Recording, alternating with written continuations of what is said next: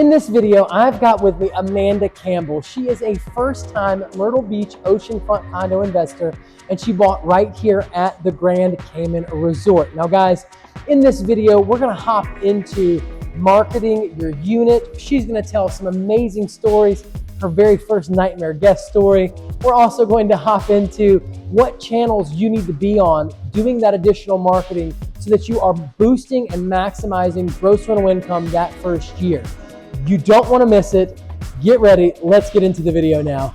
All right, so talk to me just real quick about your first time investment experience right here in Myrtle Beach, South Carolina.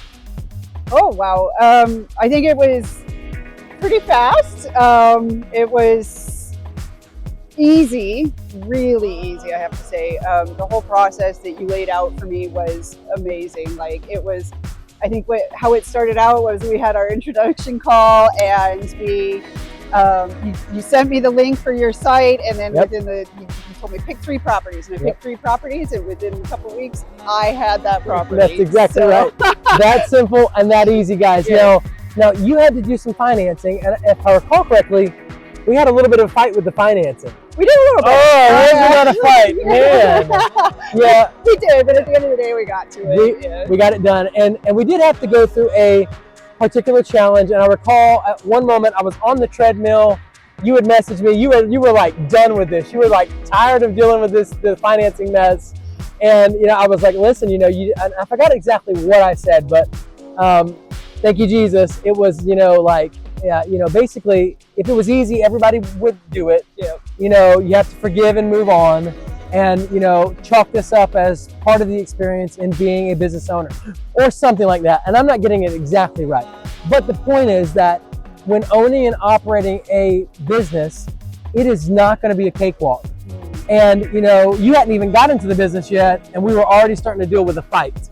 Right. And it is very much just like that, owning and operating a short-term vacation rental. Now, I don't want to paint you a picture that that it's going to be this uphill battle the whole time that you own one. I doubt that. I don't think that for you.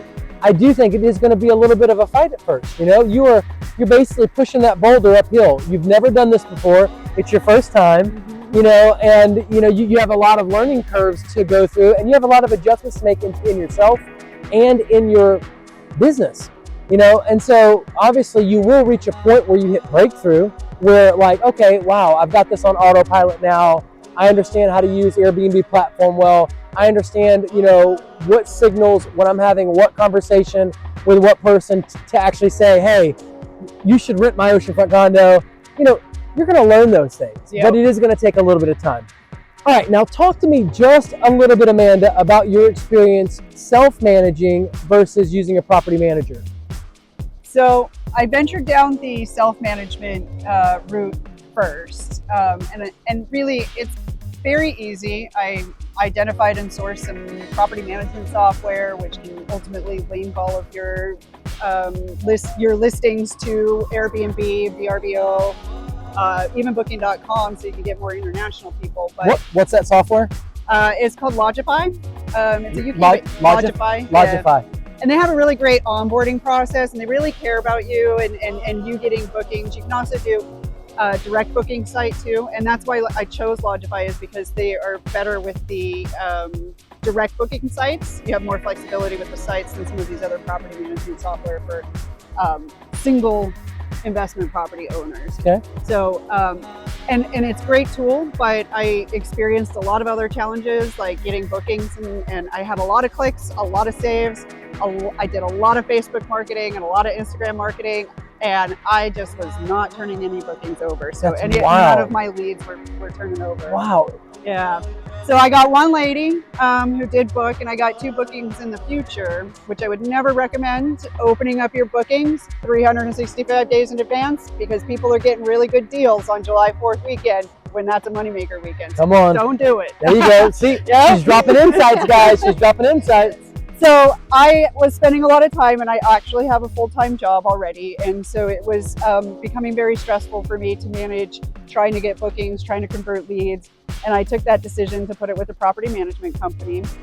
We're about 3 weeks in. Obviously, just like with the lender, I'm facing some challenges with them right now. I showed up last night and the place hadn't been cleaned. And you got here at 5:30, right? Yeah, so it was after check-in, and I was a little disappointed with the condition, and the communication with the property management company is not that great. So I'm really starting to be a little bit skeptical, maybe searching for some other management companies, finding out how I can get away from these guys. But you know, I'm also trying to take it with stride too and not be overreactionary. That's right. You know, Yep. like, because maybe it's just an anomaly. Maybe it's just An off day. Yeah. Something happened that was off. Yeah, somebody got sick or somebody got injured, Yep. so it's okay. I understand those kinds of situations happen. Absolutely. So, all in all, you know, already having a full-time job and even being able to use technology, which we say on the show all the time, you know, a large part of this job is automated through the Airbnb, you know, platform, through automated text messages, automated emails.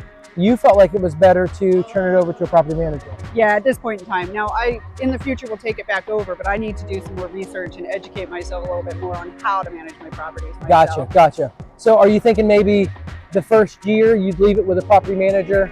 Yeah, and you know, maybe it'll stay longer and I'll find more of a boutique who's more my style, because I'm very fastidious and particular about my guests. I've traveled the world. I know what is good and what is bad. So, you know, maybe a more boutique with less rental properties than a major property management company, or I'll self-manage. Who knows? Yeah. Gotcha. But it's a year. They got a year contract. Yeah, they got a year. Wonderful. Now, you and I were talking, and you mentioned that you already, I think it was your first tenant that ever rented with you, was a nightmare guest. I mean, at the end of the day, probably not nightmare for everybody, but the maid that I had was said she was very messy. So she went through every towel. She got into the owner's closet somehow and decided to use all of the linens. Get it out. Yes, and stained both bedspreads for the king bed.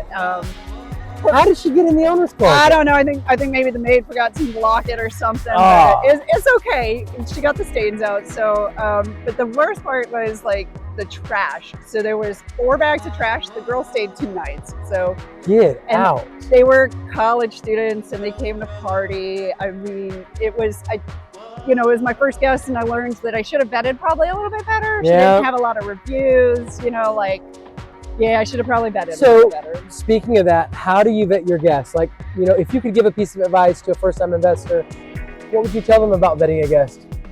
I would say communicate with them before accepting their bookings, and you know, instant booking on Airbnb. If they send you a message, it doesn't instantly book it, so you can actually communicate with them and accept and deny it.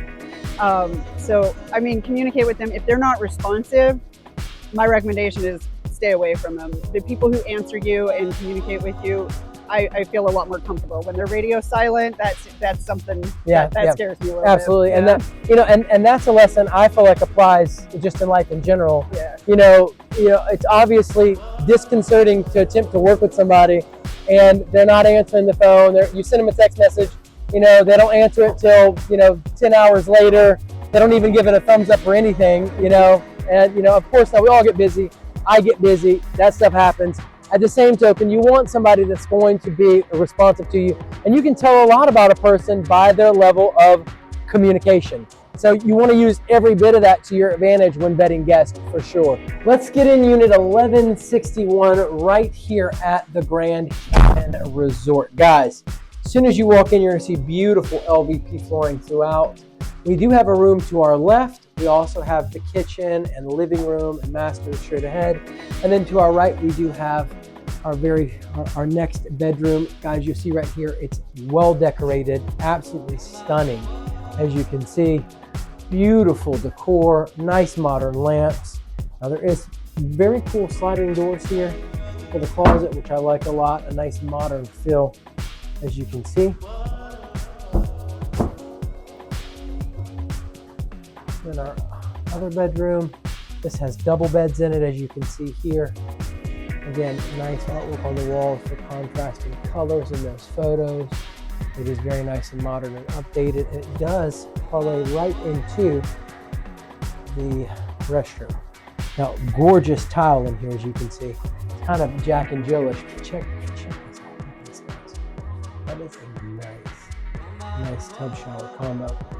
Again, beautiful decor, nice granite, Another granite shelf underneath, as you can see. Everything's modern and very well updated. Now, I'm sure miss this. Right in this little nook, we have a linen closet, which is super cool. It's kind of built in. All right, guys, we have the kitchen, the dining room, living room. Let's start with the kitchen, guys. As you can see, all the cabinetry is updated and modern. It's got nice hardware on it. Beautiful backsplash. Again, granite right here, very nice. Undermount sink. And it's just, the colors make it pop. Now, as we come into the dining room, again, beautiful accent wall on that back wall. I don't know if you guys are checking that out. Gorgeous, well extended accent wall. Beautiful dining room table with a nice modern fixture. Beautiful contrasting colors in a decor, which is huge, guys. We'll see hanging on that wall. And then again, she's got the contrasting colors in the living room with the green chairs and the blue picture. It just really ties it all in well and causes it to pop, as you can see. Now, there is a beautiful, gorgeous balcony here. Very spacious, as you can see. And it does tie around into the master. Check that out, which we're gonna get into in just a minute. But I did want you to see the view right from the balcony. All right, guys, look at those colors. Absolutely stunning. Absolutely stunning. Flat screen TV. Again, very modern, updated lamps. Something super cool that I enjoy about these lamps. They have little reading lights on them, which is super cool. Now notice how the picture above the bed ties into the pillow on the bed. Notice how the paint on the walls ties into very well with the curtains. It all flows together consistently. Now, this unit has its own restroom, of course, as the master. We do have an owner's closet here, as you can see. To our right, we have built-ins, as you can see. Very cool. And then again, gorgeous tile in those wet areas. Nice granite. Look at that. Absolutely stunning.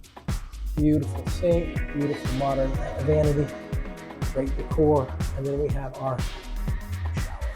You can see, very nice and tile. All right, guys, well, that basically wraps it up for this 3-bedroom, 2-bathroom right here at the Grande Caymen Resort. Click the screen now to see the next part of the interview with Matt Freese.